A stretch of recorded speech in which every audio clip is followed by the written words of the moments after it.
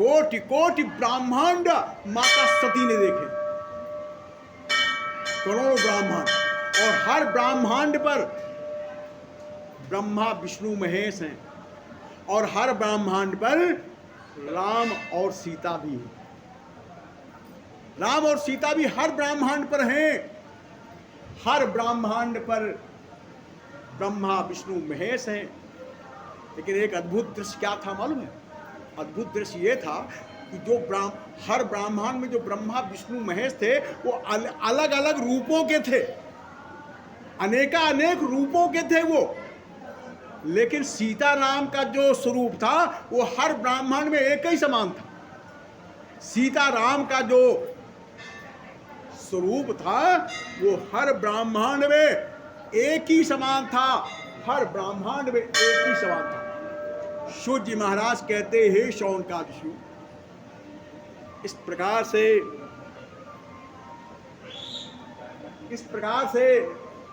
जब स्वयं सती ने देखा और सारे ब्रह्मा विष्णु महेश जो हर ब्रह्मांड में थे वे सभी लोग हर ब्रह्मांड में राम और सीता की सेवा में लगे हुए थे, राम और सीता की सेवा में लगे हुए थे। ये सारा दृश्य देख करके स्वयं सती को चक्कर आ जाता है, सर घूमने लगा और मस्तक पकड़ करके ऐसे इस प्रकार से वहीं बैठ गई। ऐसा चक्कर आया। और अंत तो गत्वा हुआ क्या? कुछ देर में भगवान श्री राम ने अपनी माया समेटी और सती को थोड़ा राहत मिली, और फिर सती वहां से उठ करके चल पड़ी है। और जब चलने लगी तो मन में विचार उठने लगा कि अभी भगवान शिव पूछेंगे, ले ली परीक्षा, क्या उत्तर दूंगी मैं, ऐसा सती सोच रही। अच्छा, लेकिन जब विचार किया तो विचार प्रकट भी हो गए। तो क्या विचार प्रकट हुए?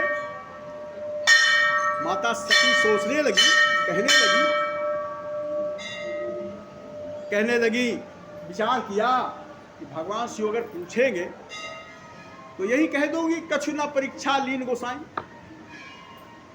जैसे मैंने आपको प्रणाम किया था, जैसे आपने श्री राम को प्रणाम किया था, ऐसे मैंने प्रणाम कर लिया। चलिए कि कछु ना परीक्षा लीन गोसाई, कछु ना परीक्षा लीन गोसाई, कीन प्रणाम तुम्हारे नाई, कीन प्रणाम तुम्हारी नाई। और हुआ ये विचार करके सती पहुंच गई है शिव के पास। और जैसे ही भगवान शिव ने देखा, कहो देवी ले ली परीक्षा, तो सती ने साफ जो सोचा वही कह दिया कि कछु ना परीक्षा लीन गोसाई, कछु ना परीक्षा लीन गोसाई, कीन प्रणाम तुम्हारे नाई, कीन प्रणाम तुम्हारे नाई, कीन प्रणाम तुम्हारी। ऐसा सती ने कहा। और जैसे ही कहा, अच्छा तो ऐसे परीक्षा ली। उसी समय भगवान शिव ने अपनी त्रिकाल दृष्टि से ध्यान करके देखा तो सती ने जो चरित्र किया था सारा रहस्य हो जान गया कि तब देखे वह शंकर धरि ध्यान, तब देखे वह शंकर धरि ध्यान, सती जो कीन मरम सब जाना, सती जो कीन मरम सब जाना। शंकर कि तब देखे वह शंकर धरि ध्यान, तब देखे वह शंकर धरि ध्यान, सती जो कीन मरम सब जाना, सते जो कीन मरम सब जाना। भगवान शिव ने जो भी टीका लगाया, भगवान शिव ने सती ने जो भी किया था, जो सोचा, जहां जैसे परीक्षा, सब कुछ भगवान शिव जान गए। और भगवान शिव से झूठे तो बोला गया, कछु ना परीक्षा लीन गोसाई कीन प्रणाम तुम्हारी ना, और सब कुछ भगवान शिव ने जान भी लिया। और भगवान शिव का उसी समय हृदय टूट गया।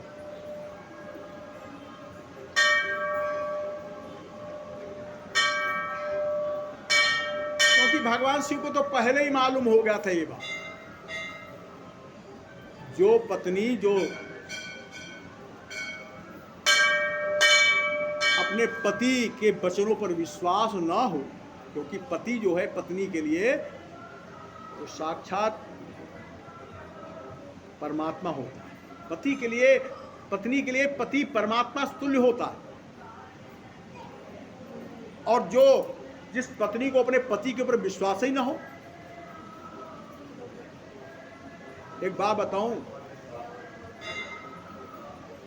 एक श्रद्धा होती है, एक विश्वास। भगवान बाबा तुलसीदास जी महाराज ने रामचरितमानस में प्रथम में ही कह दिया, क्या कह दिया कि भवानी शंकरो वंदे श्रद्धा विश्वास रूपिणो, याभ्याम बिना न पश्यन्तु ईश्वरम। श्रद्धा और विश्वास, जहां पर भगवान शिव विश्वास के देवता हैं, वही भवानी श्रद्धा की देवी है। और जब ये श्रद्धा और विश्वास हृदय में रह न जाए तो समझ लो, जैसे ये गृहस्थ आश्रम है ना, गृहस्थ आश्रम भी ये श्रद्धा और विश्वास जो है गृहस्थ रूपी गाड़ी के दो पहिए हैं, एक श्रद्धा एक विश्वास। और दोनों में ये श्रद्धा और विश्वास न रहे तो गाड़ी निश्चित है चरबारानी है, वो घर बर्बाद हो जाएगा, सत्य है। भगवान शिव ने तो स्वयं उसी समय कह दिया था कि मोरे हे कहे है ना संशय जाही, मोरे कहे है ना संशय जाही, विध विपरीत भलाई नाही, विध विपरीत भलाई नाही। विध विपरीत भलाई रहे। अब तो हुई है वही सो राम रचिराका को कर तर्क, ऐसा भगवान शिव ने कह दिया था। और आज वही हुआ, जब माता सती ने कहा कछुना परीक्षा लीन गोसाई, झूठ बोला। भगवान शिव मन में विचार करने लगे, देवी एक तो मैंने समझाया और मेरे समझाने पर तुम्हें विश्वास नहीं हो रहा है, और दूसरे तुम मुझसे झूठ पर झूठ बोल रही। तो जाओ देवी, अब इस तन से हमारा संपर्क नहीं होगा। भगवान शिव ने कह दिया, कह नहीं दिया, बल्कि भगवान शिव ने मन ही मन संकल्प ले लिया। क्या लिया? कहा नहीं तलाक तलाक तलाक, ऐसा नहीं कहा। बस क्या कहा? कहा भी नहीं कुछ कि शिव संकल्प किन मन माही, शिव संकल्प किन मन माही, यही तना सते भेंट अब नाही, यही तना सते भेंट अब नाही। शिव संकल्प किन मन माही, शिव संकल्प किन मन माही, यही तना सते भेंट अब नाही, यही तना सते भेंट अब नाही। भगवान शिव ने उसी समय संकल्प लिया, देवी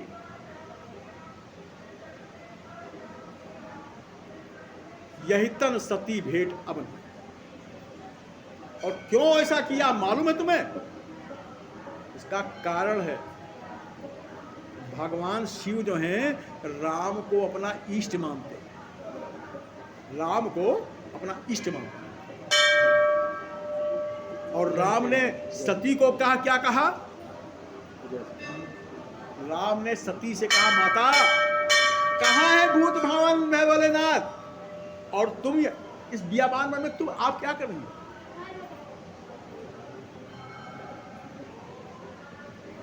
माता कह दिया ना, तो फिर जब इष्ट की माता है तो मेरी माता हो गई, जब इष्ट की माता है तो मेरी माता भी हो गई। इसीलिए भगवान शिव ने उन्हें मां के रूप। लेकिन अब आजकल के तरीके से तो नहीं है कि तलाक तलाक तलाक, नहीं तो तुरंत ही बखेड़ा शुरू हो जाए। क्यों भाई? तुरंत बखेड़ा शुरू हो जाए। लेकिन भगवान शिव ने शिव संकल्प कीन मन माही, मन में ही कि जाओ देवी, अब इस तन से हमारा तुम्हारा मिलन नहीं है।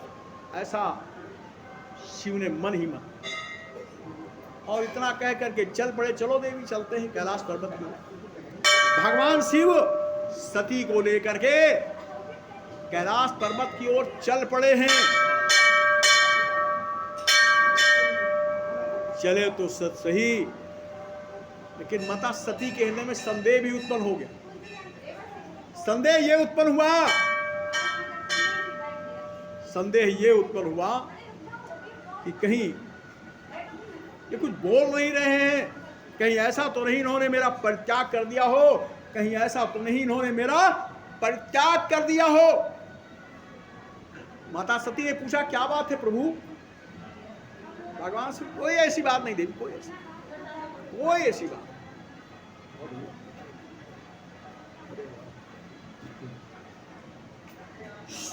सूर्य जी महाराज कहते हैं, हे शौनकादिशियो, इस प्रकार से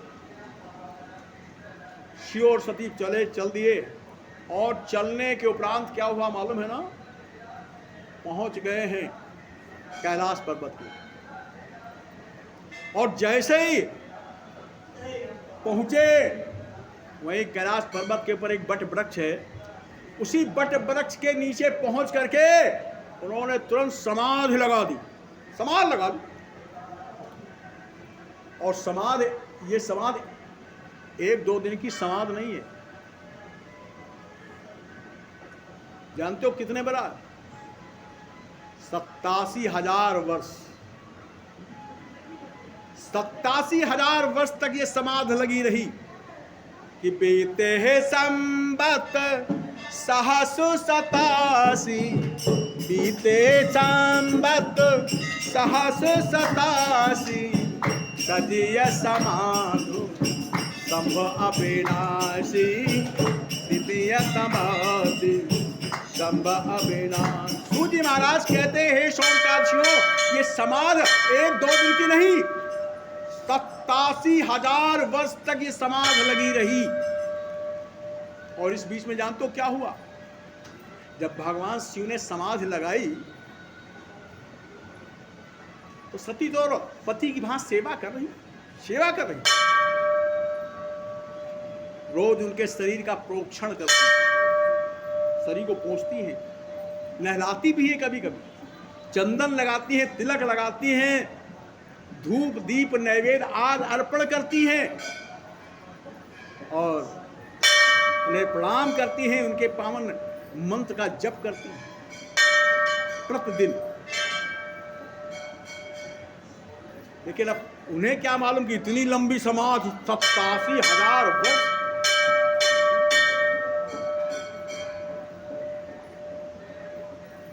अरे पूरा 2 युग बीत गया पहले।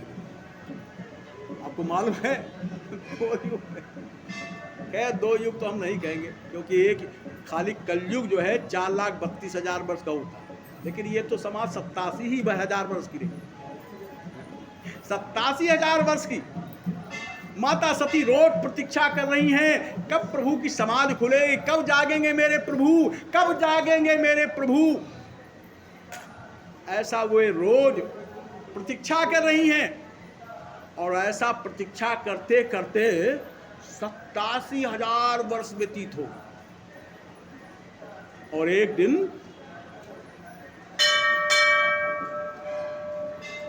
भगवान शिव की समाधि खुली, और जब खुली माता सती ने देखा प्रभु जागे, प्रभु जागे, प्रभु जागे। अब इनके मैं बाम अंग में जा करके बैठूं, क्योंकि स्त्री का स्थान बाम होता। सती दौड़ी, प्रभु जागे, मेरे प्रभु जागे, मेरे प्रभु जागे। जैसे ही भगवान शिव ने आते देखा तो भगवान शिव ने सन्मुख आसन शंकर दीना। सन्मुख स्थान, आओ देवी बैठो, बैठो देवी बैठो। और सन्मुख स्थान जानते हो किसका होता है? सन्मुख स्थान माता का होता है, मालूम है? माता का होता है। क्यों भाई, ठीक है ना? गलत तो नहीं कह रहा हूं? समझदार लड़की है। सूर्य जी महाराज कहते हैं शौनकादियों, आओ भाई जरा। सूर्य जी महाराज कहते हैं हे शौनकादियों, इस प्रकार से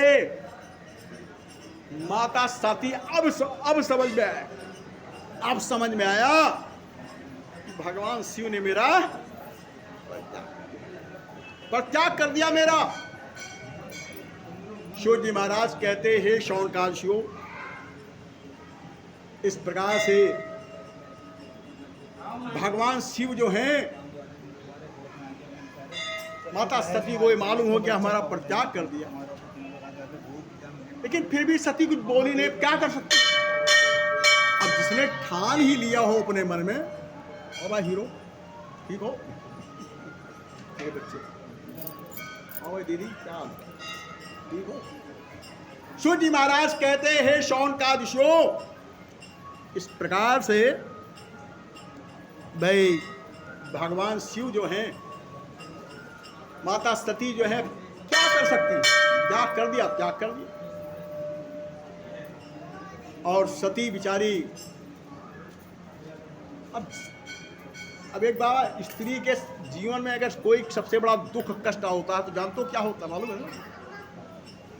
अगर उसका पति उसे उसका परित्याग कर दे, इससे बड़ा दुख उस स्त्री के लिए सबसे बड़ा दुख यही है। इससे बड़ा संसार में कोई दुख ही नहीं होता कि कोई स्त्री उसका पति उसका परित्याग कर दे। इससे बड़ा संसार में उसके लिए और कोई दुख हो ही नहीं सकता, और कोई दुख हो ही नहीं सकता। अब सती बहुत दुखी है, मन में कभी कभी विचार करती हुई अपने प्राणों की आहुति दे दूं, या कहीं कुछ दिन चली जाऊं। ऐसा भी जैसे संसार के लोग सोचते हैं, ऐसे सती भी सोच रही है। सोचा तो उन्होंने जरूर, लेकिन एक दिन की कथा, आकाश में विमान जा रहे,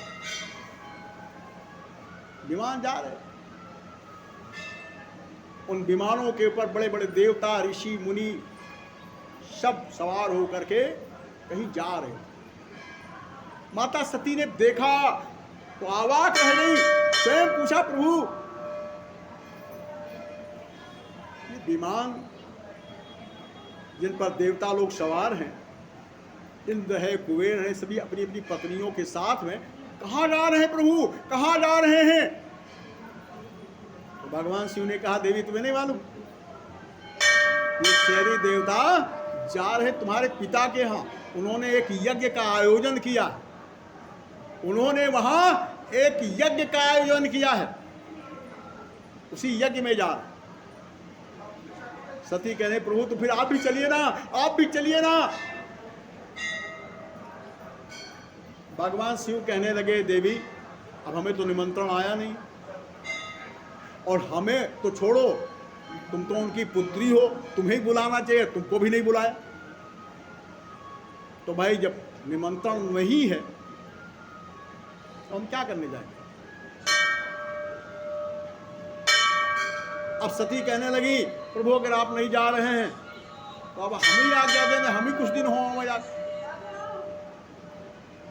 भगवान शिव कहने लगे हम ये नहीं कहते न जाओ, जाना चाहिए। रिश्तेदारों के यहाँ, अपने मैके, सब जगह जाना जरूर चाहिए, लेकिन जब कोई उत्सव हो तो बिना बुलाए नहीं जा, आप तिरस्कार हो।